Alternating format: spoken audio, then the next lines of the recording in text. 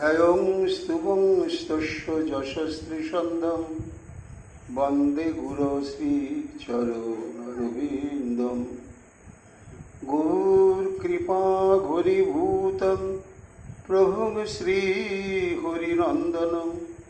मम जीवन सर्वस्वं भक्त्या नौमि पुनः पुनः राधाकृपामयं वपुं श्रीगुरुदिनतारकं प्रभुं श्रीगौरगोपालं भक्त्या नौमि पुनः पुनः अजानुलम्बितभुजौ कनकावदातौ सङ्कीर्तनैकपितरौ कमलायताक्षौ विश्वाम्भरो द्विजवरो जुगधर्मपालो वन्दे जगत्प्रियकरो करुणावतारो आनन्दलीलामय विग्रहाय हेमावदिव्यच्छविसुन्दराय तस्मै महाप्रेमरसप्रदाय चैतन्यचन्द्राय नमो नमस्ते निरानन्दमिदं सर्वं प्रेमानन्दस्वदेकृतं येन तं सततं वन्दे नित्यानन्दजगद्गुरुं श्रीअद्वैत नमस्तुभ्यं कलिजनकृपानिधे गौरी प्रेम प्रदानाय श्री सीतापतये नमो लादिनी स्वरूपाय गौरांग सुहृदाय च भक्त शक्ति प्रदानाय गदाधर नमस्ते प्रणमामि श्रीवासं तमार्दं पंडितं मुदा श्रीगौरंग कृपापात्रं कीर्तनानन्दमानसं गौरी प्रेम प्रदायैव सर्वत्र समदर्शिने नारायणसुताय च श्रीमन्नरहरये नमो बर्हापीडविरामं मृगमदतिलकं कुण्डलाक्रान्तगण्डं कञ्जाक्षं कुम्भकण्ठं स्मेतशुभगमुखं साधुर्नस्तु वेणुं श्यामं शान्तं त्रिभङ्गं रविकरं वसनभूषितं वैजयन्त्यां वन्दे वृन्दावनस्थयुवतिशतकृतं ब्रह्मगोपालगीशम् नमो नलिननेत्राय विनोदिने राधाधरसुधापरं शालिने वनमालिने हे कृष्ण करुणा सिन्धो दीनबन्धु जगत्पते गोपेश गोपिकान्त राधाकान्त नमोस्तुते मुखं करोति वाचालं पङ्गुलङ्घयते गिरिं यत्कृपातमहं वन्दे परमानन्दमाधवम् तप्तो काञ्चन गौराङ्गी राधे वृन्दावनेश्वरी वृषभानुसुते देवी तं नमामि हरिप्रिये महाभावस्वरूपातं कृष्ण प्रिया भूरियसी प्रेमी भक्तिप्रदे देवी राधिका तं नमाम्यहम् वन्दे नन्दव्रजस्थिरं पदोरेणोऽभिगिनश यशां भुरि कथोद्गीतं पुनाति भुवनत्रयम् अचतुर्वदन ब्रह्मा दिवाहुरपरो भुरि अभालोलोचनो शम्भु भगवानो मधुराय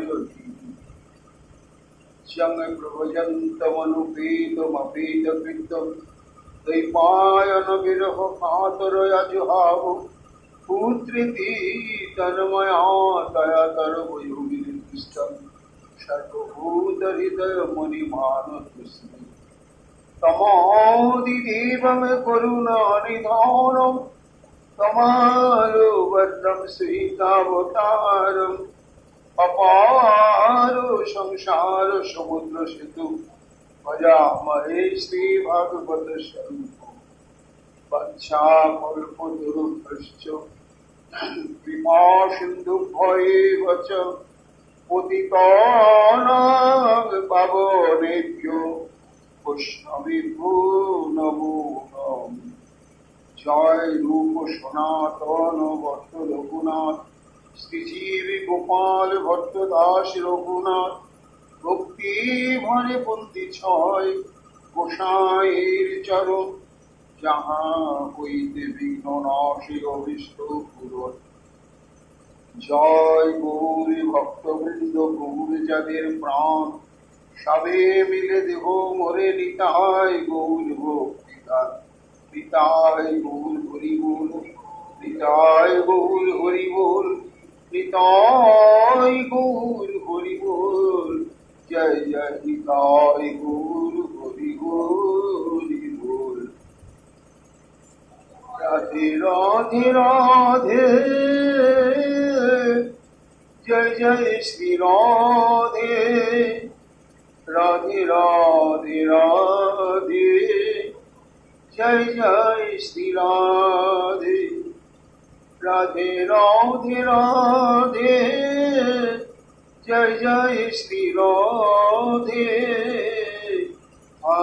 রাধে প্রাণ রাধে জয় জয় শ্রী রাধে জয় জয় শ্রী রাধে जय जय श्री भगवत महापुराण की जय।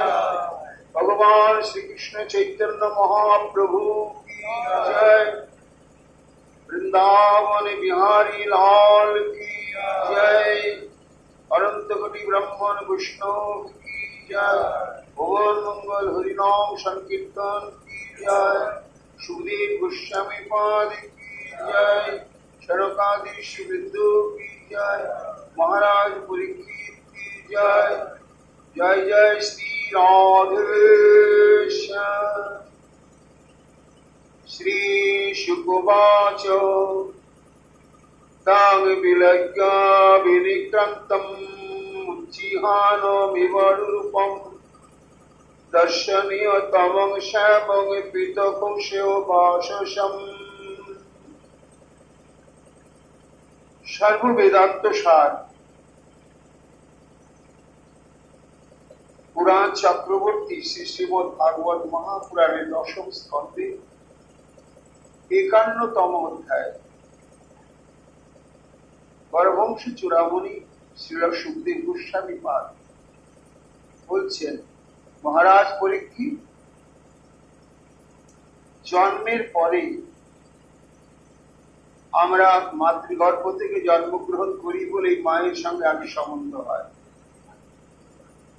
তারপরে মা জানিয়ে দেন উনি তোমার পিতা, তখন পিতার সঙ্গে সম্বন্ধ হয়।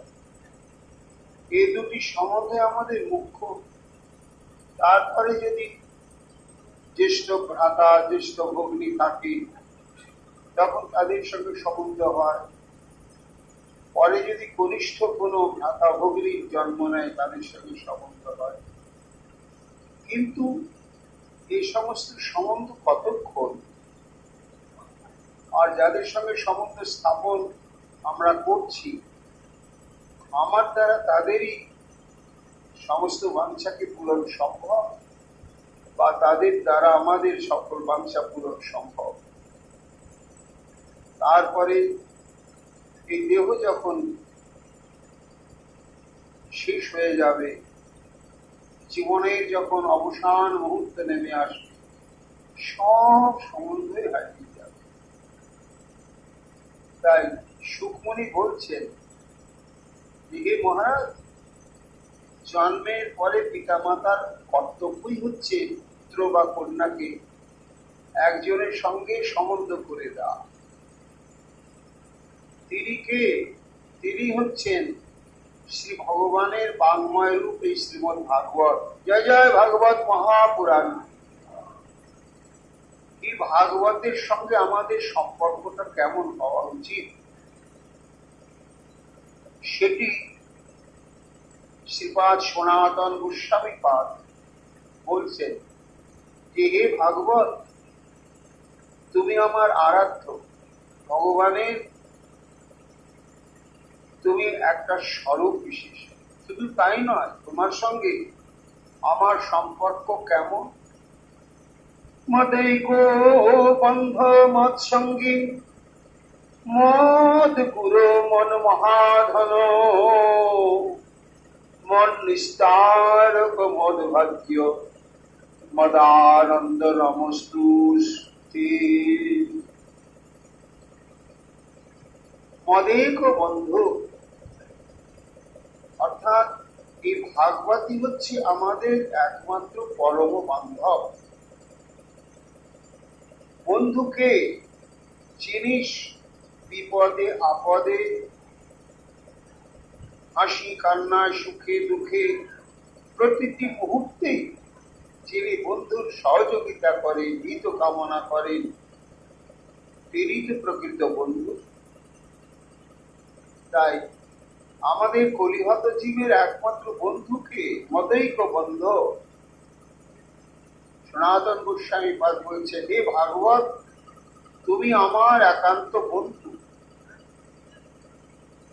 এই বন্ধুরূপে তোমাকে আমি বরণ করে নিলাম। আমি জানি আমি যত তোমাতে একনিষ্ঠ হয়ে থাকবো, ততই তুমি আমার জীবনের প্রতি মুহূর্তে আমাকে তুমি পরিচালনা করবে, যাতে আমার পরম মঙ্গল সাধন হয়, যাতে আমার ভগবত প্রাপ্তি হয়। তাই মदैक বন্ধু। আচ্ছা, বন্ধু তো পথ দেখিয়ে দেয়, সেই পথে চলতে গেলে তো আবার একজন সাথীও দরকার। সনাতন গোস্বামী পাদ বলছেন, হে ভাগবত, তুমি আমার শুধু বান্ধব, হিতাকাঙ্ক্ষী বন্ধু নও, মদ সঙ্গী, তুমি আমার একমাত্র সঙ্গী। তুমি আমাকে সর্বক্ষণ সর্বদা আমার দুটি হাত ধরে আমাকে সৎ পথে নিয়ে চলবে। আমার স্খলন, আমার পতন যতই আসুক না কেন, তুমি তাকে উদ্ধার করবে। এমন তুমি হচ্ছে মত সঙ্গী, মত গুরু।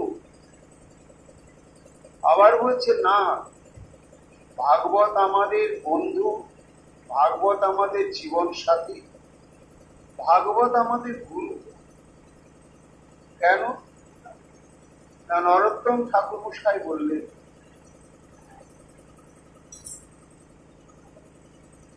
ভাগবত শাস্ত্র মর্ম নববিধা ভক্তি ধর্ম।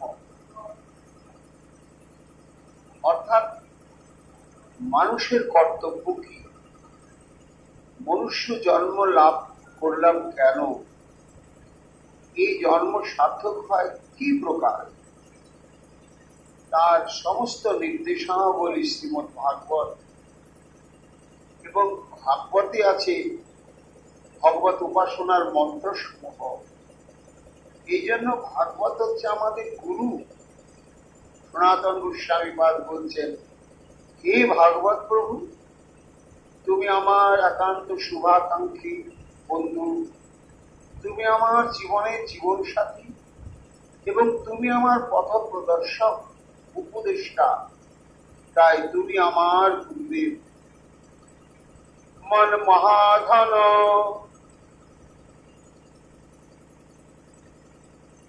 আবার পথে চলতে গেলে তো কিছু পাথেও দরকার,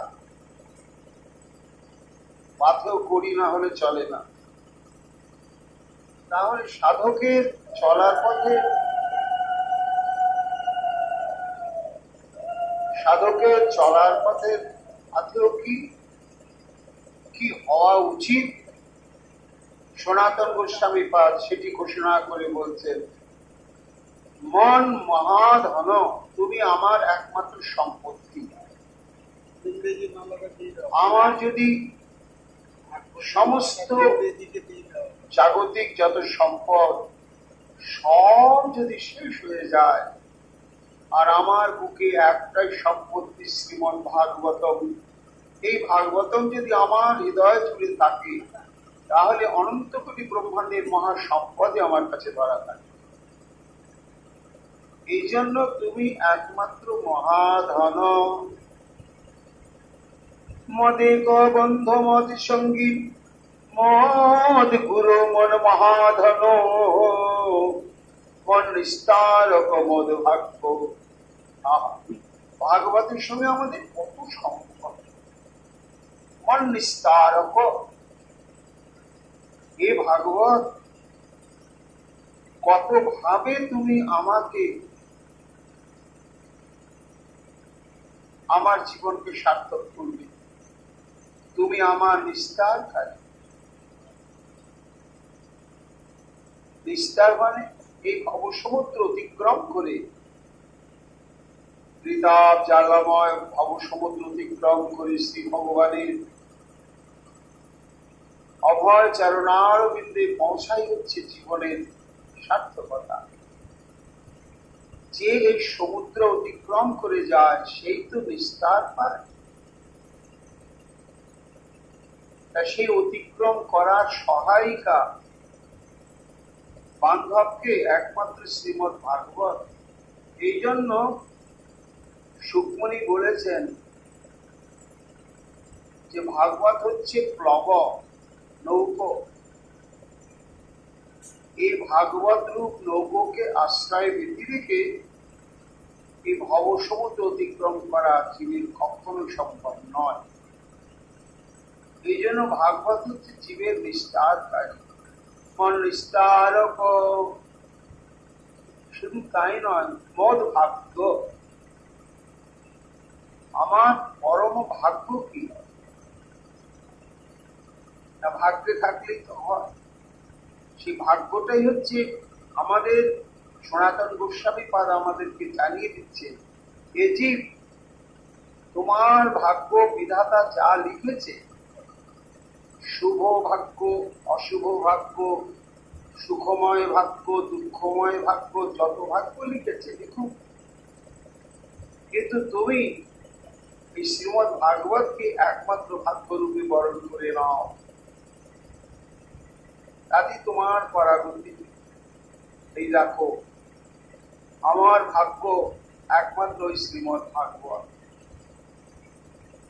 যার ভাগবতের রুচি, যার ভাগবত পাতা উল্টানোর জন্য অন্তরে বাসনা জাগবে, তখনই বুঝতে হবে তার জীবনের চরম ভাগ্য এগিয়ে এসেছে। যার প্রত্যেক দিন ভাগবত একটু দর্শন না করলে মনের স্থিরতা আসবে না, ভালো লাগবে না, তখনই বুঝতে হবে তার চরম পরম সৌভাগ্য সমাগত হয়েছে। তাই মদেক বন্ধু মত সঙ্গী মত গুরু, মন মহাধন, মন নিস্তারক, মদ ভাগ্য। না না, তুমি শুধু ভাগ্যও নও, জীবের সর্বপ্রকার জীব, দেব ঋষি গন্ধর্ব প্রত্যেকেরই, অসুর যক্ষ রক্ষ পিচাস, প্রত্যেকে চায় না, প্রত্যেকে চায় আনন্দ। আনন্দ চায়, আনন্দের পিয়াসী আমরা প্রত্যেকেই। প্রকৃত আনন্দ স্বরূপটাই হচ্ছে কি কৃষ্ণ প্রেমানন্দ, কৃষ্ণ সেবানন্দ। এই কৃষ্ণ প্রেমানন্দ এবং সেবানন্দের স্বরূপই হচ্ছে শ্রীমদ্ ভাগবত। তাই সনাতন গোস্বামী পাদ বলছেন যে প্রত্যেকেরই কাম্য বস্তু তো আনন্দ, আনন্দই চাই আমরা। কেন চাই? আনন্দাৎ দেব কল্লিমানি ভূতানি জয়ন্তি, আনন্দেন জাতানি জীবন্তি। আমাদের প্রকাশ ঘটেছে আনন্দের মধ্য থেকে। তাই আমরা প্রতি মুহূর্তে আনন্দই পেতে চাই, কিন্তু অখণ্ড আনন্দ, যে আনন্দ এখানে সেখানে থাকবে, সে আনন্দের স্বরূপই হচ্ছে কি শ্রীমদ ভাগবত। ভাগবতকে বলছেন কেন সনাতন গোস্বামী পাদ? ভগবান শ্রীকৃষ্ণকে বলা হচ্ছে সচ্চিদানন্দ, আনন্দময় তিনি। স্বয়ং কৃষ্ণকে আনন্দ না বলে আপনি ভাগবতকে আনন্দ বলছেন কেন? না, কৃষ্ণের চাইতে ভাগবত রূপী কৃষ্ণের যে আনন্দ অনেক বেশি। কৃষ্ণ দাঁড়িয়ে রয়েছেন, হ্যাঁ তিনি আনন্দ স্বরূপ বলে তার দর্শনে একটা চরম আনন্দ হয়, কিন্তু সে আনন্দের চমৎকারিতা, বৈচিত্র্য কখন না তার মধ্যে যখন সমস্ত মাধুর্যাবলী প্রকটিত হয়, সেই মাধুর্যাবলীর স্রোত, সেই মাধুর্যাবলীর প্রবাহ, তারই নামই হচ্ছে শ্রীমদ ভাগবত, যেটি স্বয়ং ভগবানের মধ্যে নেই, সেটি রয়েছে ভগবানের যে বিকল্প রূপ, পরিবর্তন রূপ যে শ্রীমদ ভাগবত, সেই ভাগবতেই। তাই ভগবান নিজেও বলেছেন যে এই ভাগবতটি তো আমি, কিন্তু এই ভাগবত কথারূপী ভাগবত কোথাও যখন শ্রবণ কীর্তন হয়, তখন আমি লোভাতুর হয়ে সেখানে গিয়ে কি করি না একেবারে শ্রোতা বক্তার হৃদয়ের মধ্যে প্রবেশ করে যায়। হৃদয়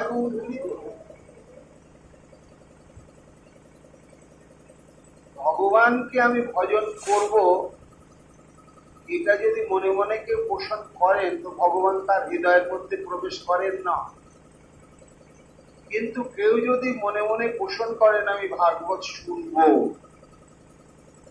কিন্তু শোনা ভাগ্যে হলো না, তাহলে আমাদের বিচার যতক্ষণ সে না শুনলো ততক্ষণ সে ভগবান তত্ত্ব জানলো না, ভগবানকে পেল না। কিন্তু না, ব্যাসমণি মঙ্গলাচরণে বললেন সত্য হৃদি অবরুদ্ধতে তত্র পৃথিবী শুশ্রূষু বিপশ্যনা। অর্থাৎ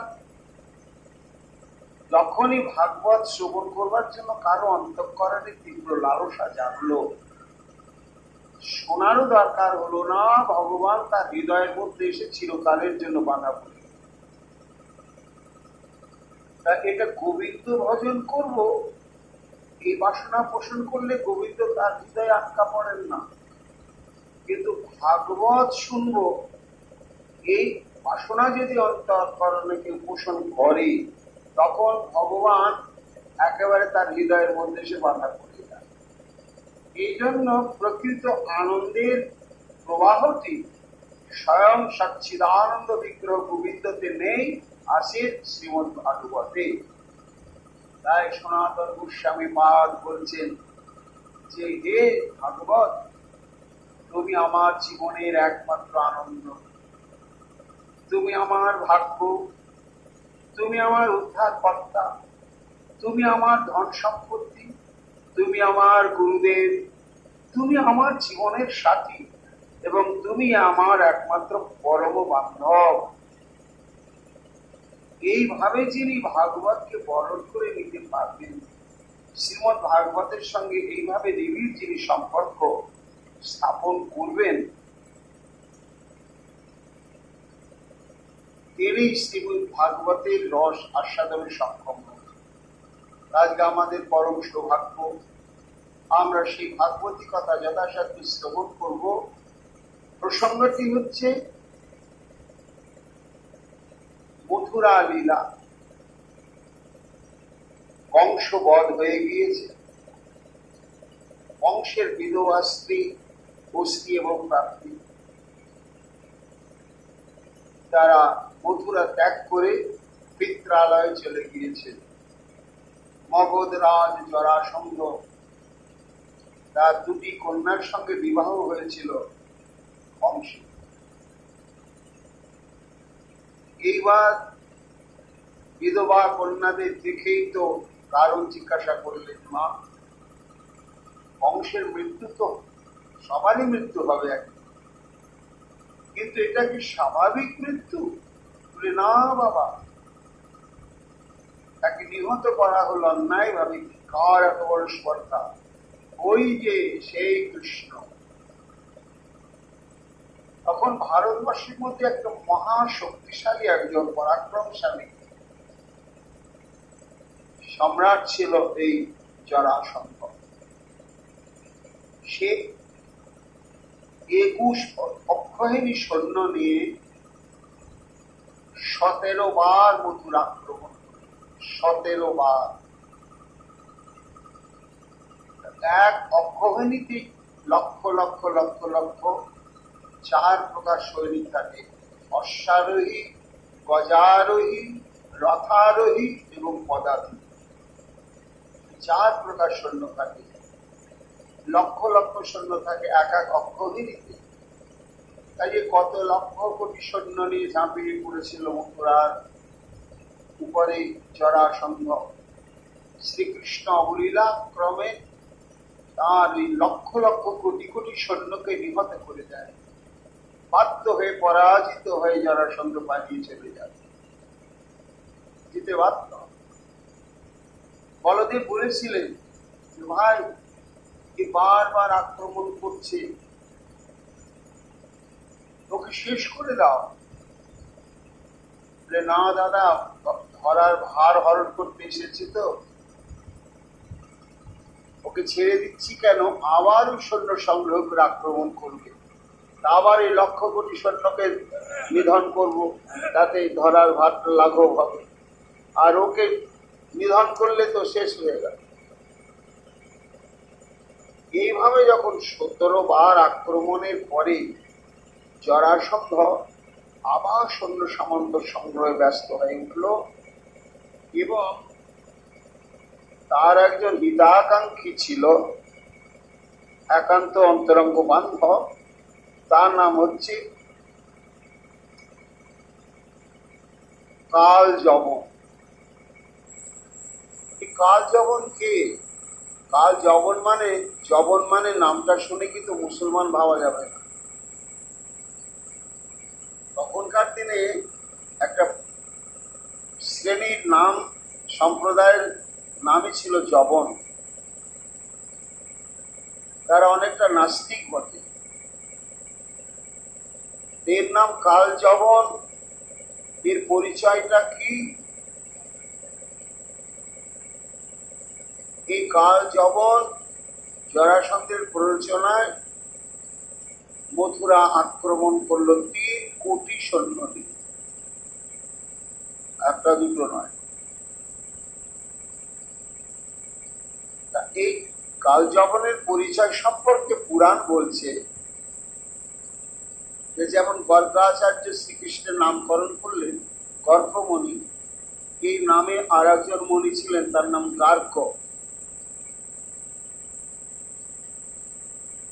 তা এই গার্গ, তার কোনো পুত্র কন্যা ছিল না। তার জন্য একদিন তার শ্যালক তার জামাইবাবুকে একটু টিটকারি করলে যে, তুমি নপুংসক, একটা পুত্র কন্যার জন্ম দিতে পারছো না। এবং সেটা সমর্থন করে সেই স্থানেতে কিছু যাদবগণও ছিলেন, তারা একটু উপভোগ করে একটু হাসলেন, হ্যাঁ ও নপুংসকই বলে। এতে এই গার্গ মুনি খুব অপমানিত বোধ করলেন এবং ক্রুদ্ধ হয়ে গেলেন। হয়ে প্রতিবাদ করলেন না, বলে এইভাবে তোমাদের প্রতিবাদ করব না, ঠান্ডা মাথায় করতে হবে। তখন সে গিয়ে মহাদেবের তপস্যা আরম্ভ করলেন। 12 বছর। এবং কিভাবে তপস্যা করলেন? লৌহ চূর্ণ ভোজন করে, লোহাকে চূর্ণ করে, সেই চূর্ণ ভোজন করে, আর অন্য কিছু ভোজন না করে 12 বছর যখন তপস্যা করলেন তখন ভোলেনাথ সন্তুষ্ট হলেন, হয়ে বললেন, গার্গ, এ তুমি এমন তপস্যা করছো বিশ্বের বুকে আর কেউ করে না, আমি তুষ্ট হয়েছি, তুমি আমায় বর দাও, বর চাও। তখন গার্গ বললে, ভোলেনাথ, বর যদি দিতে হয় তো আমাকে এমন একটা পুত্র বর দাও যে অজেয় হবে এবং সে কোনোদিন যাদবদের হাতে নিহত হবে না, যাদবগণ একে কোনোদিনই হত্যা করতে পারবে না, এইরকম পরাক্রমশালী তুমি আমাকে একটা পুত্র দাও। তখন ভোলেনাথ বললেন, তথাস্তু। এবার বর তো প্রাপ্ত হলেন, মানে নিশ্চিত পুত্রই হয়ে গেল, কথাটা গোপন থাকলো না। সেই সময় যবন সমাজের যিনি সম্রাট ছিলেন তিনি ছিলেন অপুত্র। তিনি তখন দেখলেন যে ও তো মনি, ভজন সাধন জপ ধ্যানই ওদের ধর্ম, আর আমি হলাম সম্রাট, আমার সিংহাসনের একটা উত্তরাধিকারী চাই, তা আমার তো কোনো পুত্রাদি নেই। তখন ওই গার্গ মুনির শরণাগত হলেন যে, মুনিবর, আপনি তো ভোলেনাথের কাছ থেকে বর প্রাপ্ত হলেন, এবার যার সঙ্গে উপগত হবেন তার গর্ভেই আপনার ঔরসজাত সেই পুত্র জন্মগ্রহণ করবে। তা আমি অপুত্র, আমার ইচ্ছা যে আপনি আমার স্ত্রীর সঙ্গে সঙ্গ করুন। তখনকার দিনে এইরকম নিয়ম ছিল, তাকে ক্ষেত্রজ পুত্র বলা হয়। গর্গমুনি দেখলেন, আমার তো পুত্র নিয়ে কথা, সে এখন আমার কাছেই থাকুক, বরং এ হচ্ছে একটা সম্রাট, এর কাছে থাকলে আরো সে বড় হবে। তখন সেই যবন রাজের রক্ষিতা ছিল গোপালী নাম্নী একজন অপ্সরা, তার সঙ্গে সঙ্গ হয় গার্গমুনি, তার ঔরসে জন্মগ্রহণ করলেন এক পুত্র। তার যবনরাজ তার নাম রাখলো কাল যবন। এই কাল যবন পরবর্তীতে যবনরাজ দেহ ত্যাগ করার পরে তার সমস্ত সাম্রাজ্যের অধিপতি হলো কাল যবন, এবং এ হলো কৃষ্ণ বিদ্বেষী। তারপরে জানতে পারলেন যে যাদব বংশের কেউ তাকে হত্যা করতে পারবে না। এটা জরাসন্ধ জানতে পেরে তখন কাল যবনকে ডেকে বললে, ভাই, আমি তো 17 বার গিয়ে সব শেষ করে পালিয়ে পালিয়ে চলে আসছি, এবার তুমি যাও, তুমি আক্রমণ করো। তখন কাল যবন 3 কোটি সৈন্য নিয়ে মথুরা আক্রমণ করলেন, করে মথুরাকে অবরোধ করে দিল, একবারে লকডাউন, মানে ভেতরে কোনো প্রবেশ করা যাবে না, বাইরে থেকে কেউ বেরোতে পারবে না, সরবরাহ সব বন্ধ। সর্বান্তর্যামী ভগবান শ্রীকৃষ্ণ আগেই তো সব জানেন যে পরিস্থিতিটা জটিল হয়ে যাচ্ছে মথুরা। তিনি বিশ্বকর্মাকে দিয়ে সমুদ্র গর্ভে একটা দুর্গ নগরী প্রস্তুত করলেন, তার নামই হলো দ্বারকা। এবং কাল যখন আক্রমণ করছে মথুরা, তার আগেই উগ্রসেন থেকে আরম্ভ করে বসুদেবের যত ভাই, বসুদেব ইত্যাদি আত্মীয় স্বজন সবাইকে দ্বারকায় পাঠিয়ে দিল, দিয়ে একা কৃষ্ণ আর বলরাম মথুরায় হয়েছে। এইবার অবরোধ করেছে, কাল যবন করে অপেক্ষা করছে যে আক্রমণ করুন। শ্রীকৃষ্ণ দেখলেন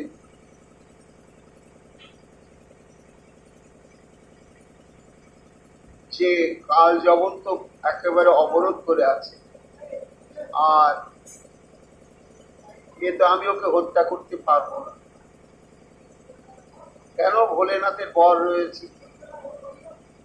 আর কাল যবন আমাকে দেখেও নি কোনোদিন, চেনেও না, কিন্তু আমার পরিচয় সম্পর্কে জেনেছে।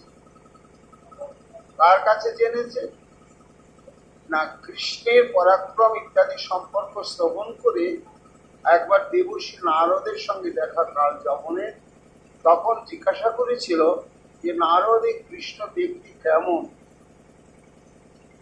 তার পোশাক বেশভূষা কিরকম, তার স্বভাব কিরকম, চরিত্র কিরকম, আমি যাতে দেখলে চিনতে পারি।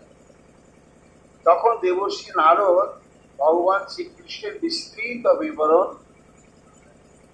কাল যবনকে দিয়েছে। এইবার হলো কি, অবরোধ করে কাল যবন অপেক্ষা করছেন, আর শ্রী গোবিন্দ একদিন সকাল বেলা অদ্ভুত ভাবে সুসজ্জিত হলেন। সেই বৃন্দাবনের সুসজ্জিত হয়ে নগ্ন পদে খালি পায়ে যেন সকালবেলা প্রাতঃ ভ্রমণে বেরোচ্ছেন। এইভাবে রাজপ্রাসাদ থেকে রাজপথে বেরিয়ে পড়লেন। যখন বেরিয়ে পড়লেন, সুখদেব গোস্বামী পাদ বলছেন, মহারাজ ওই দেখো কি অদ্ভুত লীলা। তং বিলাক্য নিষ্ক্রান্তম উচ্ছিহান বিবারুরম্পম দর্শনীয় তবং শ্যামং পিত কৌশয় বাসসম। নক্ষত্রপতি সূর্যের উদয় যেমন হয়, বলে যেমন পূর্ব দিকটা আলোকিত হয়ে গিয়ে জগতের সব অন্ধকার নাশ হয়ে যায়, তেমনি শ্রী গোবিন্দ আমার শ্যাম সুন্দর পীত কৌশল বাসসম, অত্যন্ত উজ্জ্বল পীত বর্ণের রেশম বস্ত্র চকচক করছে, পরিধান করে মথুরার সিংহদ্বার দিয়ে ধীরে ধীরে বেরিয়ে পড়লেন। এইবার তার বেশভূষাটা কেমন ছিল? শ্রীবৎস বক্ষের সঙ্গে ভ্রাজত কস্তুভা মুক্ত কন্ধর পৃথু দীর্ঘ চতুর্বাহু নবকঞ্জারুনেক্ষণ। প্রশস্ত বক্ষ, দক্ষিণ দিকে শ্রীবৎস চিহ্ন। শ্রীবৎস চিহ্ন হচ্ছে সাদা রঙের লোম, বেশ একটা আকৃতি নিয়ে অবস্থান করেন শ্রীকৃষ্ণের দক্ষিণ পক্ষে, তাকে বলা হয় শ্রীবৎস চিহ্ন। ভ্রাজন কৌস্তুভ মুক্ত কন্ধরম, মুক্ত মালা গলায়, তার সুপুষ্ট বিশাল চারটি শঙ্খচক্র গদা পদ্ম, চারটি হাত, এবং টাটকা ফোটা পদ্ম ফুলের মতন ঢলো ঢলো আকর্ণ বিশ্রান্ত তার দুটি অদ্ভুত নয়ন। সুকমণি বলছে, মহারাজ দেখো কি মাধুর্য। নিত্য প্রমোদিতম শ্রীবৎসু কপলম শুচিস্মিতম মুখার বিন্দং বিভ্রাণম স্ফুরন মকর কুণ্ডলম। নিত্য প্রমোদিতম,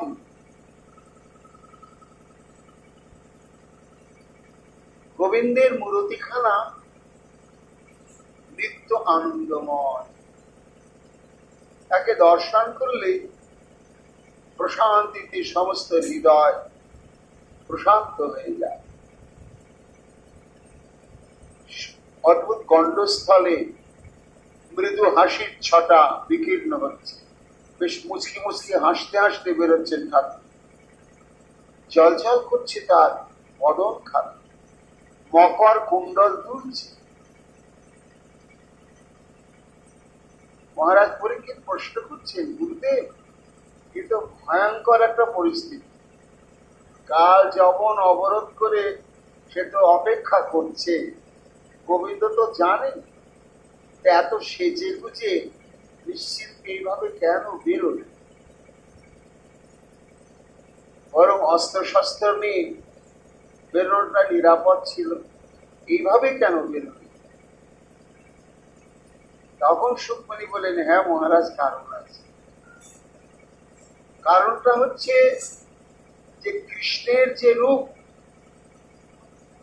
সেই রূপটি বর্ণন করেছেন দেবর্ষি নারদ। তা দেবর্ষি নারদ শ্রীকৃষ্ণের যে রূপের বর্ণনা করে দিয়েছেন, নারদের বাক্যকে মর্যাদা দেওয়ার জন্য ভগবান ঠিক সেই রূপেই সুসজ্জিত হলেন। নারদ বর্ণনা করেছেন তাই বলে শাস্তি হবে তার কোনো মানে আছে না? আছে আর একটা কারণ। কেন না, ওই বর্ণনা করেছেন আবার কাল যবনের কাছে, তো কাজেই নারদের বর্ণনার সঙ্গে মিলে গেলে কাল যবন কৃষ্ণকে চিনতে পারবে যে ওই বেটাই কৃষ্ণ। এই জন্য যাতে কাল যবন চিনতে পারে, তাই ভগবান ওই নারদের বর্ণিত বিষয়ে আজ সুসজ্জিত হয়ে বেরোলেন।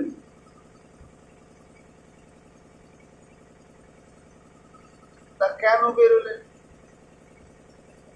উনি তো করতুম অকর্তুম অন্যথা করতুম সমর্থ ভগবান। কাল যবনকে তো ইচ্ছা করলে উনি হত্যা করতে পারেন, তবে এত সেজে গুজে এত কিছু ঢং করার দরকারটা কি ছিল? ভোলেনাথের বাক্যের সত্যতা প্রতিপাদন। কেন না, ভোলেনাথ বলেছে কাল যবন কোনদিন যাদবদের হাতে নিহত হতে পারবে না, অর্থাৎ কৃষ্ণ কাল যবনকে মেরে ফেলতে পারবে না। এই যে ভোলেনাথের বর, এই বরকে তো সার্থক করবার জন্য যে উপায় অবলম্বন দরকার, চতুর শিরোমণি সেই উপায় তিনি অবলম্বন করলেন, ওই বেশ সাজলেন। আর চতুর্থ কারণ হচ্ছে মহারাজ, এই রূপটা তার নিত্য শাশ্বত সনাতন রূপ। এই রূপেই জগৎ তিনি পাগল করেছেন, জগৎকে বিমোহিত করেছেন। রূপ দেখি আপনার কৃষ্ণ চমৎকার, আস্বাদিতে ক্ষোভ ওঠে মনে, সৌন্দর্যাদি গুণগ্রাম, সৌভাগ্য যার নাম, এরূপ নাহি নারায়ণে। এই যে ভগবানের অনবদ্য রূপ, এই মাধুর্য জগৎকে আস্বাদন করাবার জন্য এবং নিজে আস্বাদন করবার জন্য যোগমায়াকে আশ্রয় করে এই ব্রহ্মাণ্ডে তিনি অবতীর্ণ হয়েছেন।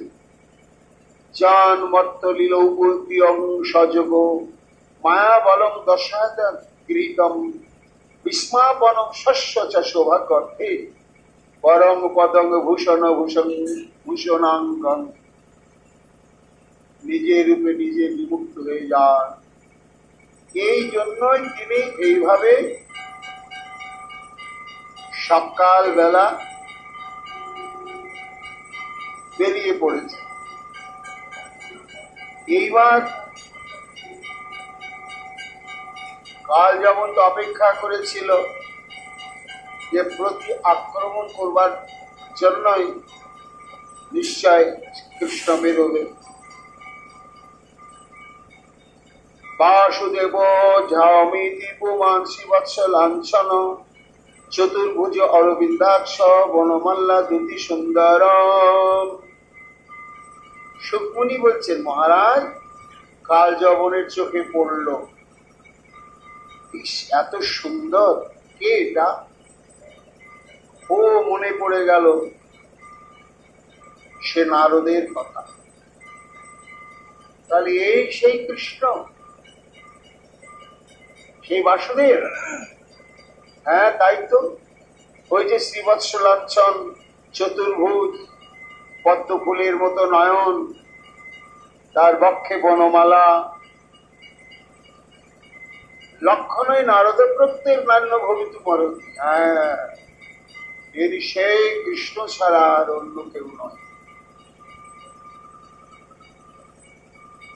কিন্তু নিরায়ুধশ্চলন পদভাঙ যস্য অনেন নিরায়ুধ, জানতে পারেনি যে আমি সমস্ত মথুরা নগরী অবরোধ করে আক্রমণ করবার জন্য প্রতীক্ষায় রয়েছি?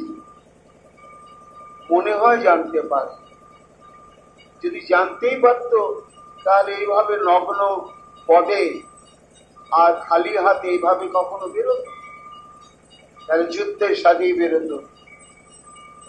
কিন্তু আমি যখন পেয়েছি তখন আমি ওকে ছাড়ব। ও যখন নিরস্ত্র ভাবে বেরিয়ে পড়েছে, আমি ওকে নিরস্ত্র ভাবে আক্রমণ করব, এটা সিদ্ধান্ত নিলেন।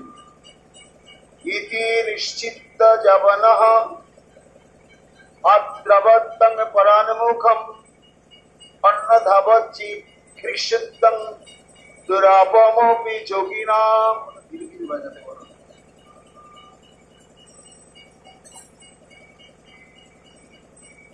তখন কাল যবন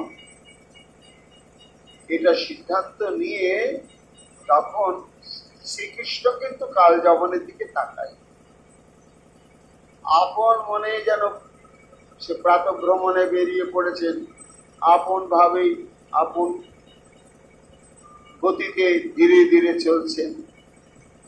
কাল যবন বলে, বেটা তুমি কোথায় যাচ্ছ, দাঁড়াও।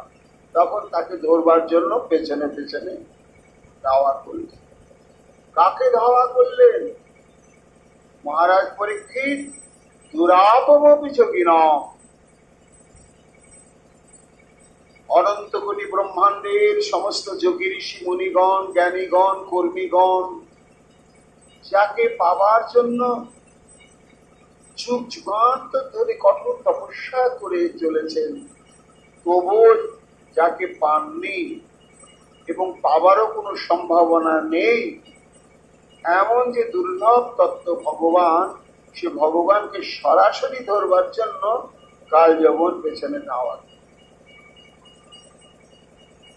ব্রহ্মাজি তাই বলেছিলেন যে, হে প্রভু, পুরীহ ভুবন বহুবপি যোগী তদর্পিতা দেহা নিজ কর্মলব্ধায়া বিবুদ্ধ ভক্তব্য কথোপনীয়তা প্রকৃতি অচ্যুততে গতি করা।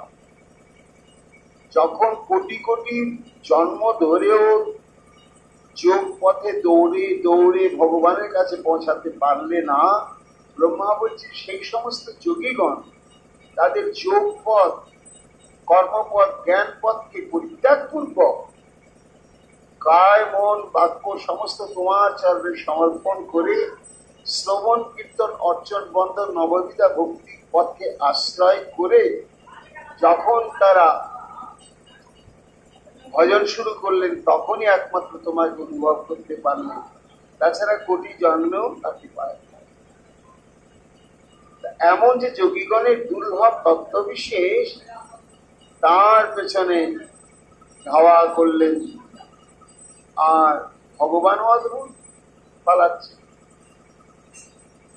হস্তপ্রাপ্ত মেবাত্মডং হরিনাশ পদে পদে নিত দর্শায়ত দূরম জবনে অদ্রিকন্দরম। এমন ভাবে দৌড়াচ্ছেন, কাল যেমন এই ধরে ফেললাম, এই হয়তো ছোঁয়াও লেগে যাচ্ছে, কিন্তু ধরা যাচ্ছে। এই যে ধরবো ধরে ফেললাম, এতে কাল যবনের প্রচেষ্টা উৎকণ্ঠা আরো বেড়েই যাচ্ছে, কিন্তু ধরতে আর পারছেন। ভগবান মুচকি মুচকি হাসছেন আর পেছনে পেছনে তাকাচ্ছেন আর এগোচ্ছেন। কোথায় এগোচ্ছেন না, মথুরা থেকে বেশ কিছু দূরে একটা অনুচ্চ পাহাড় ছিল, সে পাহাড়ের আর পাহাড়ের সানুদেশে ছিল একটা গুহা। সেই গুহার মধ্যে একটা বেদি আকৃতি প্রস্তরখণ্ড ছিল। এখন সেই দিকেই দৌড়াচ্ছেন। আর কাল যবনও এই ধরলাম আর পারছেন না। কেন পারছেন না? প্রেমানুরাগা বিবর্ধন চতুর আমার গোবিন্দ। কি শত্রু ভাবে, কি মিত্র ভাবে যখন কেউ তাকে ধরবার জন্য ব্যস্ত হয়ে যায় তখন তার সঙ্গে এইরকমই খেলা খেলে। ভক্তকেও তখন একটু দেখা দিচ্ছি, এই ধরা দিচ্ছি, এই দর্শন দিচ্ছি, আবার হারিয়ে যাচ্ছে। ঠিক শত্রু ক্ষেত্রেও যেমন, আবার ভক্তি পথকে অবলম্বন করে একান্তি ভক্তগণও যান, তাদের ক্ষেত্রে এরকমই তার স্বভাব। প্রেম বিবর্ধন চতুর, এই জন্য তার এক নাম। পলায়নং যদুকুলে জাতস্য তব লুচিতম ইতি ক্ষিপন্ন নুগত নৈনং প্রাপাহতা শুভ। সুকমণি বলছেন, এই ধরতে ধরতে পারছে না, আর কি অদ্ভুত ভাবে পালিয়ে যাচ্ছে। দেখো, ভগবানের এটাই বৈশিষ্ট্য। অনন্ত কোটি ব্রহ্মাণ্ডের ভয় যাকে দেখে ভয়ে থরথর করে কাঁপছে, কাল যাপনের ভয়ে তিনি ছুটছে। এটি অদ্ভুত সংবাদ। কাল যাপন দেখলো একটু ধরা দিতে দিতে দিচ্ছে না, তখন একটু উত্তপ্ত করবার জন্য, রাগিয়ে দেওয়ার জন্য কাল যাবন একটু সম্মানে ঘা দিয়ে কথা বলতে শুরু করলেন। পলায়ন যদুকুলে জাতস্য তব নচিতম, কাপুরুষের মতো পালাচ্ছ তুমি কে? না, তুমি যদু বংশের একজন কুলতিলক। যে যদু বংশের এমন কেউ নেই যারা এইভাবে কাপুরুষের মতো কোনোদিন পালিয়েছে, আর সেই বংশে তুমি জন্মগ্রহণ করে আরে কাপুরুষের মতো পালিয়ে যাচ্ছ। হ্যাঁ, পালিয়ে যাচ্ছ কোথায়? আমি তোমাকে ছাড়ব না। এইভাবে কৃষ্ণকে উত্তপ্ত করছে। কিন্তু গোবিন্দ মনে মনে ভাবছেন, তুমি যতই ভাবো আমি আমার ভাবনা নিয়ে চলবো। পাচ্ছে না, ধরতে পারছে না। কেন পাচ্ছে না? সুকমণি বলছেন, মহারাজ, নৈনম পাপাহতা শুভ। ভগবানকে শত্রু ভাবে হোক মিত্র ভাবেই হোক স্পর্শ করার একটা সৌভাগ্য চাই। সেই সৌভাগ্যটা কখন সমাগত হয় না, যখন কেউ সমস্ত পাপ, জ্ঞান অজ্ঞানকৃত যত পাপ রাশি এবং ত্রিবিধা পাপ, কায়িক, মানসিক এবং বাচিক, সমস্ত প্রকার পাপের প্রভাব থেকে যখন কেউ মুক্ত হয়, তখনই ভগবত স্পর্শ করবার যোগ্যতা তার লাভ হয়, তার আগে হয় না। তাই কাল যবনের পুঞ্জীভূত পাপরাশি ক্ষয় হয়নি। তাই ভগবানকে উত্তপ্ত করেও ধরবো করেও ধরতেই পারলেন না, তত চেষ্টা করি। এবং ক্ষিপ্তপি ভগবান প্রাবিশদ গিরি কন্দরম সোপি প্রবিষ্টস্তৎপ্রান্নং শয়নং দদৃশে নরম। হঠাৎ সম্মুখে দেখছে একটা গুহার দ্বার, একটু পিছিয়ে পড়েছে। শ্রীকৃষ্ণ সেই সময় নিজের গতিটা একটু বাড়িয়ে দিয়েছে, আর পিছিয়ে পড়েছে কাল যবন। ওই গুহার দ্বার দিয়ে গুহার মধ্যে প্রবেশ করলেন ভগবান শ্রীকৃষ্ণ। কেননা যতই ধরবো কেউ চেষ্টা করুক, জমে বৈষ্ণবের তেন লক্ষ্য। তিনি যতক্ষণ কৃপা করে কাউকে ধরা না দেবেন, ততক্ষণ পর্যন্ত কেউ তাকে ধরতে পারবে না, পারেনি কখনো। এইবার হলো কি, প্রবিশদ গিরি কন্দরম। এবার গিয়ে ভগবান ওইখানে একটু আত্মগোপন করলেন। এই আত্মগোপন করতে করতেই কাল যবনও সেই গুহার মধ্যে প্রবেশ করেই দেখছে সেই গুহাটার মধ্যে বেদির আকৃতি একটা শিলাখণ্ডের উপরে একজন চাদর মুড়ি দিয়ে শুয়ে আছে। কাল যেমন কৃষ্ণকে দেখতে পেলেন, কেউ শুয়ে আছে তাকেই দেখলেন, দেখে তখন চিন্তা করলেন, ও বেটা একেবারে হাঁপিয়ে পড়েছ, হাঁপিয়ে পড়ে আর তুমি পালাতে পারছ না। এই নির্জন স্থানে এইরকম বিছানার মতো, শয্যার মতো, খাটের মতো শিলাখণ্ড পেয়ে আরাম করে তুমি খুব ঘুমাচ্ছ না। এইবার তো আমি ছাড়বো না তোমাকে। সুখমণি বলছেন, এমন জায়গায় আত্মগোপন করলে যাতে হঠাৎ ঘুম থেকে ওঠার সঙ্গে সঙ্গে যেন কৃষ্ণের প্রতি দৃষ্টি না পড়ে, যে সেই ঘুমন্ত ব্যক্তি। একটা মানুষ যদি শুয়ে থাকে, তার কোন জায়গায় দাঁড়িয়ে থাকলে সে ঘুমন্ত মানুষটা হঠাৎ করে উঠলেও দেখতে পাবে না, মাথার দিকে। একটা লোক শুয়ে আছে আর মাথার দিকে যদি কেউ বসে থাকে, ঘুম থেকে উঠেই তো মানুষ আগে পেছনে তাকায়, সামনেই তাকায়। কাজে পেছনে মাথার দিকে কে আছে না আছে নজর পড়ে না, সামনের দিকে পায়ের দিকে কি আছে বা কে আছে সেদিকেই দৃষ্টি পড়ে। তাই চতুর শ্রী গোবিন্দ আমার কি করলেন, শিরস্থানে রাজস্ব মুচিকুদ্দস্য কেশব সন্দর্শন পথং মুক্ত তস্থ বুদ্ধিমতাং বড়। যে ঘুমন্ত ব্যক্তির শিওরের দিকে শ্রী গোবিন্দ আমার আত্মগোপন করলেন, যাতে ঘুমন্ত ব্যক্তি উঠেই যেন আগেই তাকে দেখতে না পায়। এদিকে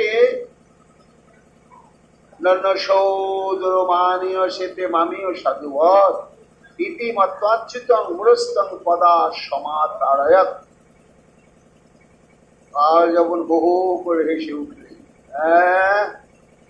খুব সাধু না, সাধু সেজে নিশ্চিন্তে এখানে তুমি খুব ঘুমিয়ে নিজের ক্লান্তিটা দূর করছো, এতক্ষণ দৌড়াদৌড়ি করেছ,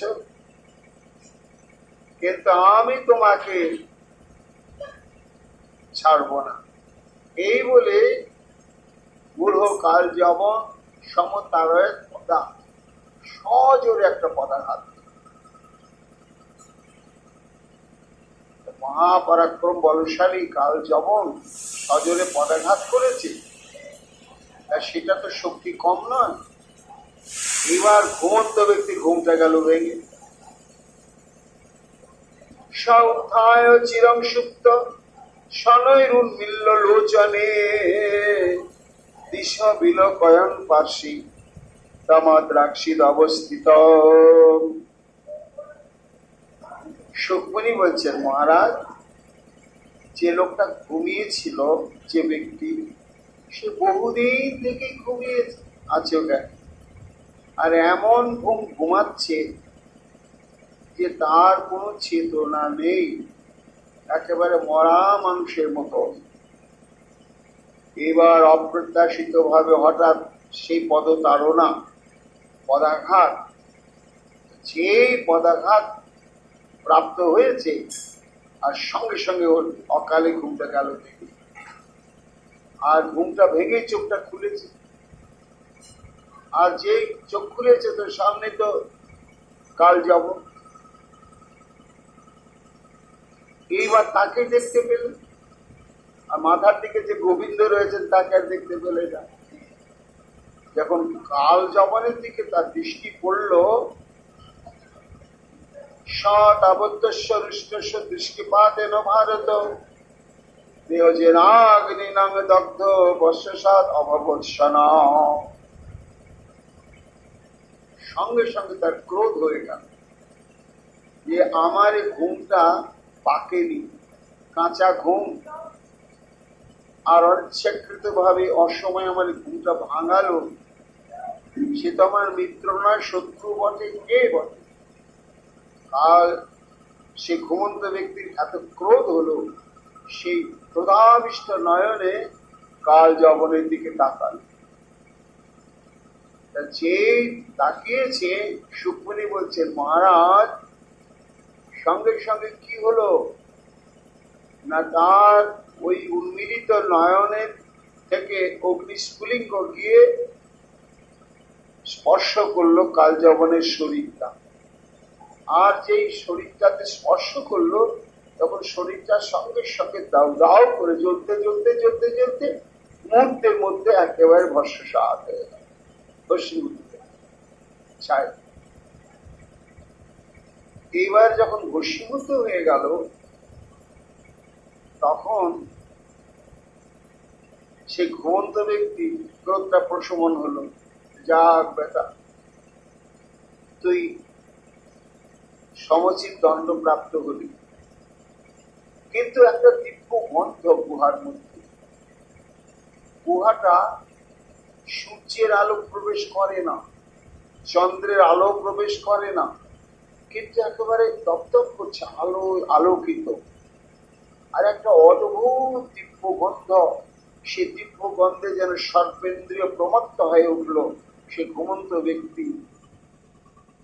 তখন সে এদিক ওদিক তাকাচ্ছে,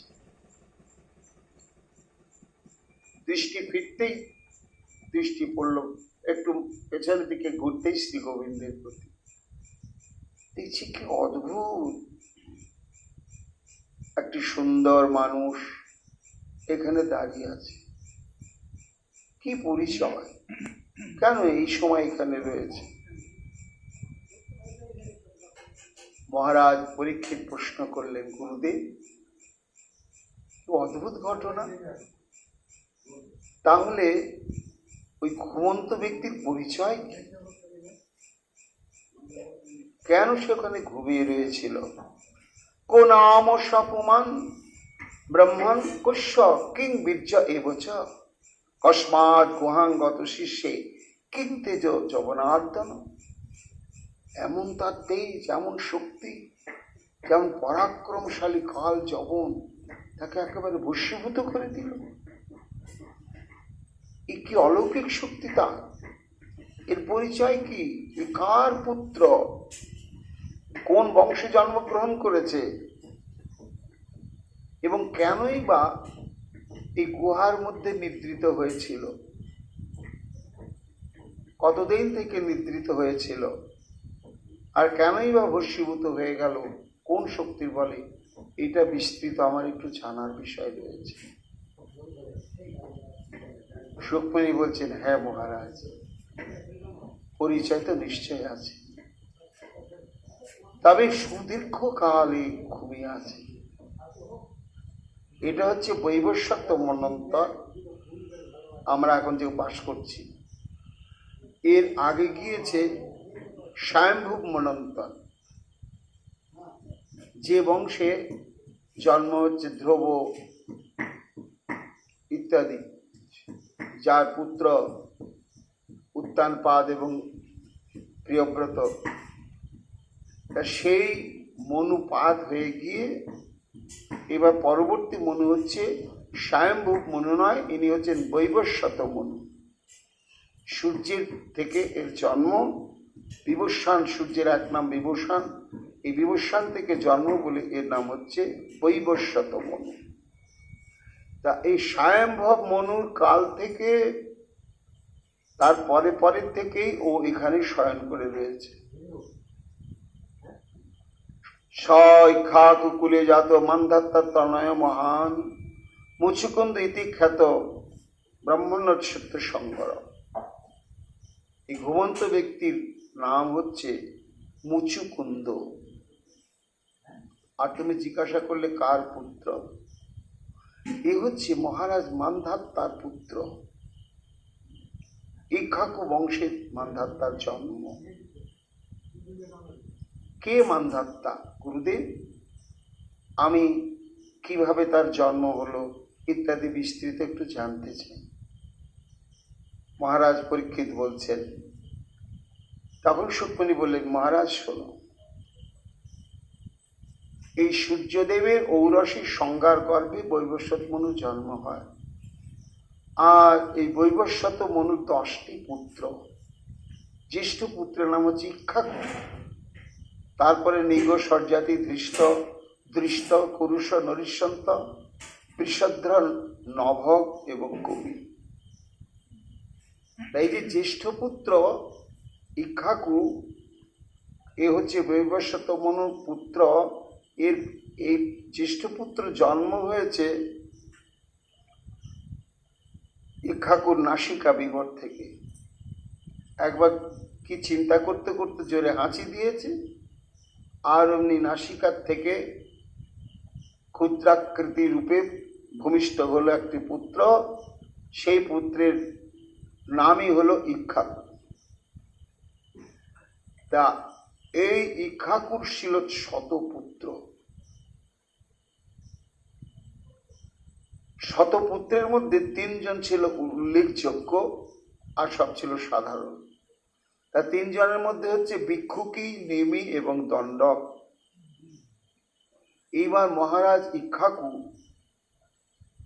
সুদীর্ঘকাল রাজ্য পরিচালনা করার পরে তার পুত্র ভিক্ষুকীকে সিংহাসনে বসিয়ে বানপ্রস্থে চলে যান।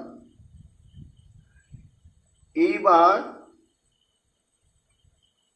ভিক্ষুকীর বংশে জন্মগ্রহণ করলেন যুবনাশ্য।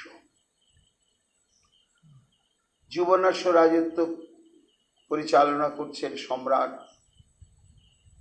কিন্তু তার কোনো পুত্র হয় না। তাই 1-2 করতে করতে 100 বিবাহ করলেন।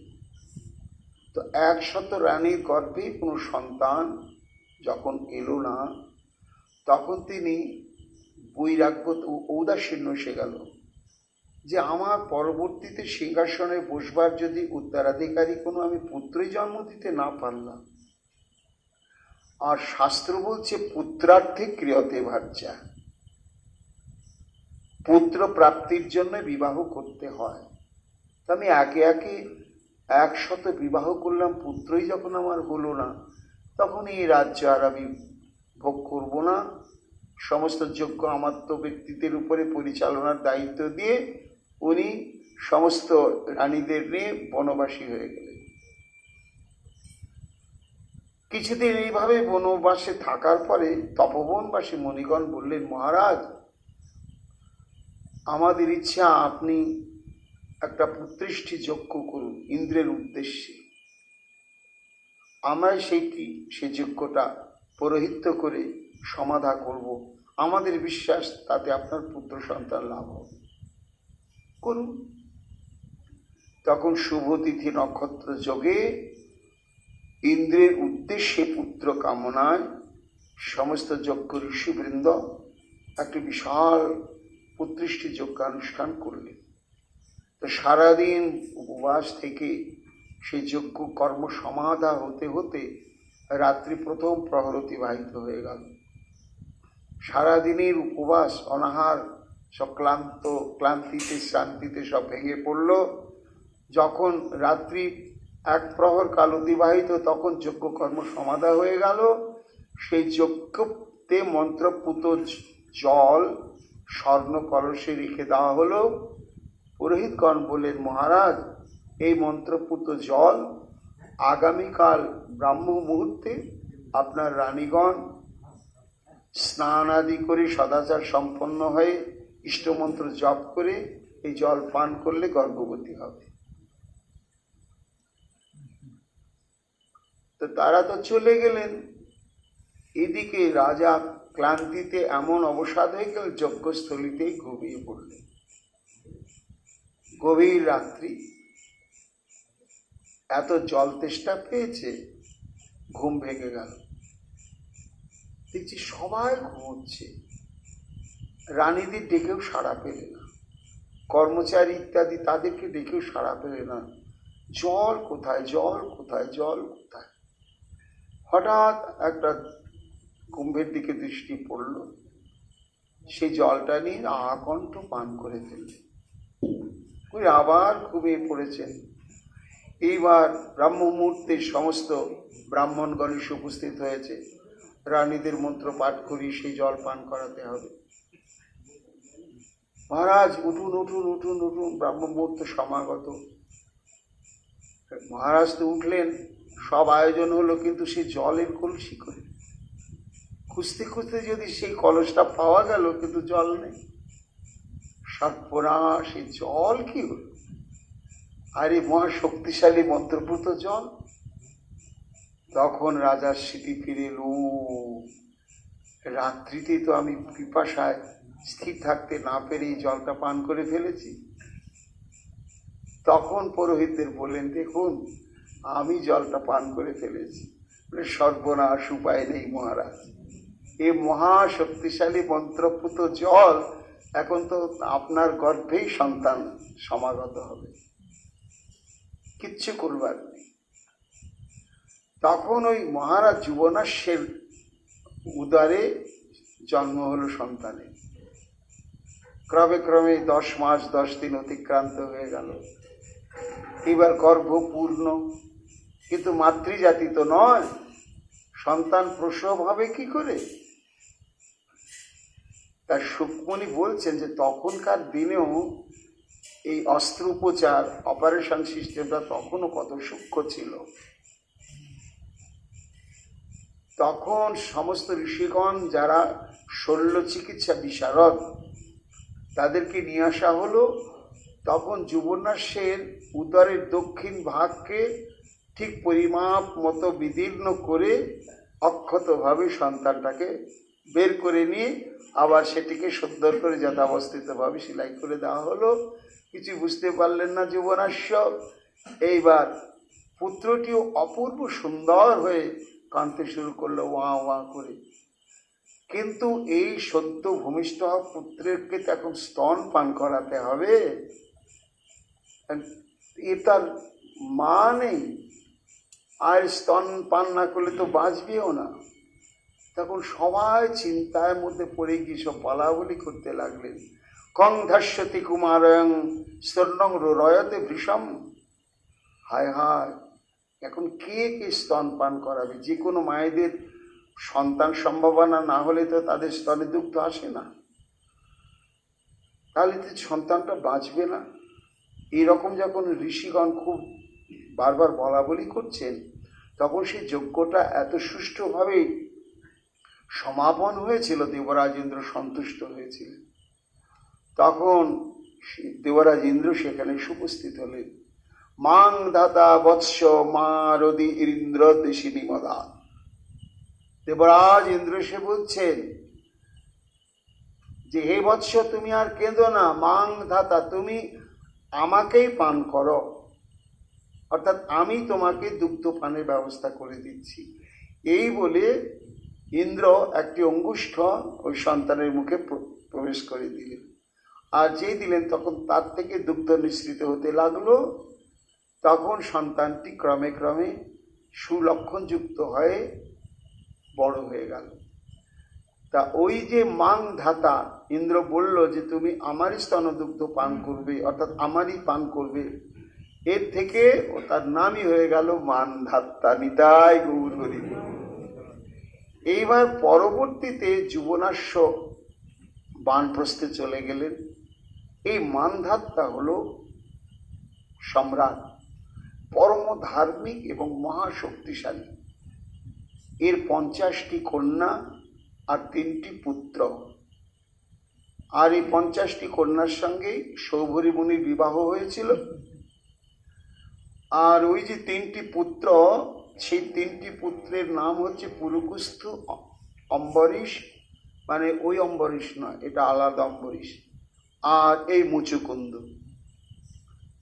মান্ধাত্তার কনিষ্ঠ পুত্রের নাম হচ্ছে মুচুকুন্দ। এইবার মান্ধাত্তা যখন বানপ্রস্থে যাবেন, তখন দেখলেন কনিষ্ঠ পুত্র মুচুকুন্দই আমার এই সিংহাসনের উত্তরাধিকারী।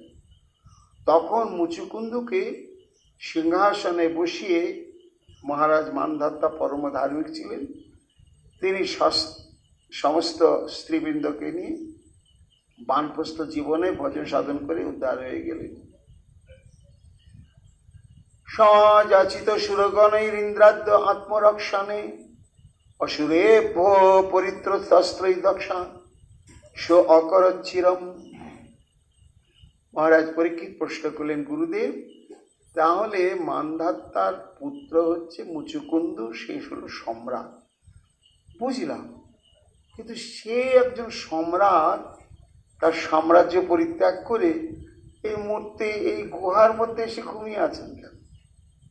এটা তো একটা অদ্ভুত ঘটনা না মহারাজ, এর পেছনে কারণ আছে। কারণটা হচ্ছে এই যে একবার স্বর্গরাজ্য অসুর কর্তৃক এমন ভয়ঙ্কর আক্রান্ত হলো এবং পরপর হতেই থাকলো, দেবতাগণ আর স্বর্গকে রক্ষা করতে পারছেন না। যখন রক্ষা করতে পারছেন না, তখন ভগবানের শরণাগত হলেন। ভগবান বললেন, তোমরা পারবে না। মর্তে পরম শক্তিশালী, পরম ধার্মিক, যার বুদ্ধি বল, মানসিক বল, শারীরিক বল, তারপরে বিদ্যা বল, সর্বোপরি আছে ভক্তি বল, সেই হচ্ছে মহারাজ মুচুকুন্দ। এই মুচুকুন্দকে নিয়ে এসে যদি তোমরা এই স্বর্গের সেনাপতি করো, তাহলে তোমাদের এই উপদ্রব আর থাকবে না। তখন তারা এলেন মর্তে, মুচুকুন্দুর কাছে সমস্ত কিছু বললেন। মুচুকুন্দু বললেন যে, দেখুন আপনারা দেবতা, আমি মর্তলোকের মরণশীল মানুষ, তা আমার এই দেহ, আমার এই জীবন তো জগতের কল্যাণের জন্য, উপকারের জন্য। তা মানুষের চাইতেও হচ্ছে মহিমাযুক্ত দেবতাগণ, দেবতাগণের আমরা আরাধনা করে থাকি। আজ আপনারা যখন আমার সাহায্য প্রার্থী হয়েছেন, চলুন আমি যাই। তখন নিজের সাম্রাজ্য পরিত্যাগ করে, পুত্র কন্যা মহিষী বৃন্দকে পরিত্যাগ করে, দেবতাগণের মর্যাদা রক্ষা করবার জন্য মুচুকুন্দ স্বর্গে চলে গেলেন। গিয়ে এইবার তাঁর পরাক্রমের ফলেতে দীর্ঘকাল স্বর্গরাজ্য একেবারে রক্ষিত থাকল, আর কোনো প্রকারেই অসুররা আক্রমণ করে কিছু করতেই পারলে না। তারপরেতে যখন দেবতাদের পক্ষ থেকে নিশ্চিত শক্তিশালী সেনাপতি প্রাপ্ত হওয়া গেল, তখন মুচুকুন্দকে বলা হলো যে এইবার আপনি মর্তে ফিরে যেতে পারেন, কিন্তু সেখানে গিয়ে তো আপনি কাউকে পাবেন না। কেন না, মর্তে বহু হাজার বছর অতীত হয়ে গেছে। কেন, আমাদের একটা বছরে দেবতাদের একটা দিন, তা আমাদের এক বছরে যদি ওদের একটা দিন হয়, তাহলে ওদের এক মাস, ওদের এক বছর, ওদের 10 বছর, 100 বছর, তাহলে আমাদের কত লক্ষ কোটি বছর। তখন বললেন, মহারাজ যাই হোক, আপনি মর্তে ফিরে যাচ্ছেন, আপনি বর প্রার্থনা করুন। আমরা ভগবত প্রাপ্তি বর এবং প্রেম ভক্তি প্রাপ্তি বর ছাড়া সব বর দিতে পারবো, যে কোনো বর আপনি চাইবেন, কিন্তু ওটা আমাদের ক্ষমতা নয়, ওটা একমাত্র ভগবান ছাড়া কেউ দিতে পারবে না। তখন সুকমুনি বলছেন, মহারাজ পরীক্ষিত, তখন মুচুকুন্দ তাদের কাছে বললেন, এই দীর্ঘদিন আমি দিন এবং রাত্রি না ঘুমিয়ে আপনাদের রক্ষা করেছি। কাজে এই সুদীর্ঘকাল যে আমি ঘুমাই নাই, আমি খুব ক্লান্ত শ্রান্ত হয়ে পড়েছি। যদি আমাকে কিছু বর দিতেই হয়, তাহলে আমাকে এই বর দিন, বরং বৃষ ভদ্রং তেলিতে কৈবল্য মুদ্দন এক এবেশ্বরস্তস্য ভগবান বিষ্ণুর অব্যয়। তখন বললেন, নিদ্রামেব তত বব্রীশ রাজাশ্রম কর্ষিত যে কশ্চিৎ মম নিদ্রা ভঙ্গ কুর্যাৎ সুরোত্তমা। আমি নিদ্রাবর চাই, মরতে গিয়ে আমি ঘুমাবো।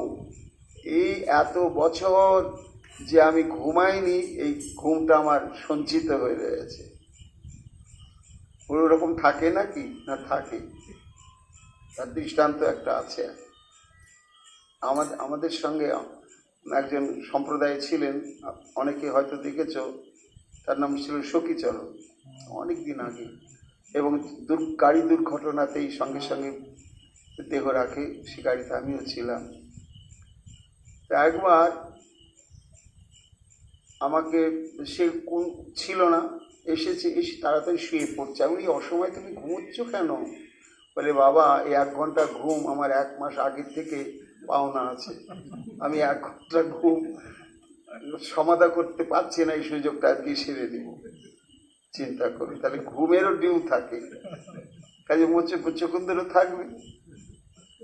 আমি এতদিন যে ঘুমাইনি, আমি প্রাণ ভরে ঘুমাবো, আর আমার ঘুম পূর্ণ না হওয়ার আগে যদি কেউ আমার ব্যাঘাত করে, তাহলে সে যেন ভস্মীভূত হয়ে যায়। সুখমণি বললেন, মহারাজ, দেবতারা সন্তুষ্ট হয়েছিলেন? তখন তারা বললেন, তথাস্তু।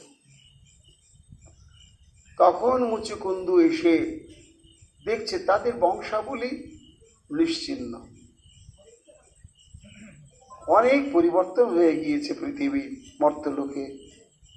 তখন এই মথুরার অনতি দূরে এই গিরি গুহায় নিশ্চিন্তভাবে তখন থেকে সে শয়ন করে রয়েছে। সাপং জাতং সে মধ্যস্থ বোধে তাম চেতন সহায়তা দৃষ্ট মধ্যস্থ ভস্যী ভবতু দর্শনা। এই অকালে তার নিদ্রাটি ভঙ্গ হয়েছিল বলেই মুচুকুন্দু তাকিয়েছিল তার দিকে, আর সঙ্গে সঙ্গে এই কারণেই দেবতাদের পরের কারণেতেই কাল যবন ভস্মীভূত হয়ে গেল। ভগবানের দেখো কি অদ্ভুত লীলা। তার লীলার কোন উদ্দেশ্যে কোন লীলা তিনি সমাধা করেন মহারাজ বোঝা যায় না, একেবারে বোঝা যায় না। কেমন পালিয়ে পালিয়ে তিনি এলেন, মর্যাদা রক্ষা করলেন ভোলেনাথের। কেন? ভোলেনাথ বর দিয়েছে যে যাদব বংশের কারো হাতেই মৃত্যু হবে না কাল যবনে। কিন্তু তার মৃত্যুটা তো হতেও হবে। সে মৃত্যুর কারণ যেন কৃষ্ণ না হন বা তার বংশের কেউ না হন, তার জন্যই তাকে ছলনা করে, তিনি জানতেন গোবিন্দ এই ঘটনাটি। তাই মুচুকুন্দু ঘুমিয়েছিল, ঠিক সেই গুহাতে নিয়ে এসে এইবার তাকে নিধন করে দিলেন। তা নিধন করলেন কি? এটাই হলো তার পরম মঙ্গল। কেন না, এতক্ষণ কৃষ্ণের সঙ্গে সে এসেছে, কৃষ্ণ সঙ্গ হয়েছে, কখন একটু স্পর্শ ঘটেছে, তারপরে কার রসাগ্নিতে সেও পরম ভাগবত। কেমন যে ভক্ত আমরা পরে জানতে পারবো। তো তার যে দৃষ্টিশক্তির দ্বারাই তার উদ্ধার সাধন হয়ে গেল, এতে সে পরাগতি লাভ করল। এইবার মহারাজ পরীক্ষিত বলেন, গুরুদেব, ও তাহলে এই সেই মহারাজ মুচুকুন্দু ঘুমিয়েছিল। আচ্ছা, এইবার যখন কাল যবন ভস্মীভূত হয়ে গেল, তখন কি ভগবান শ্রীকৃষ্ণকে দেখতে পেলেন মুচুকুন্দু?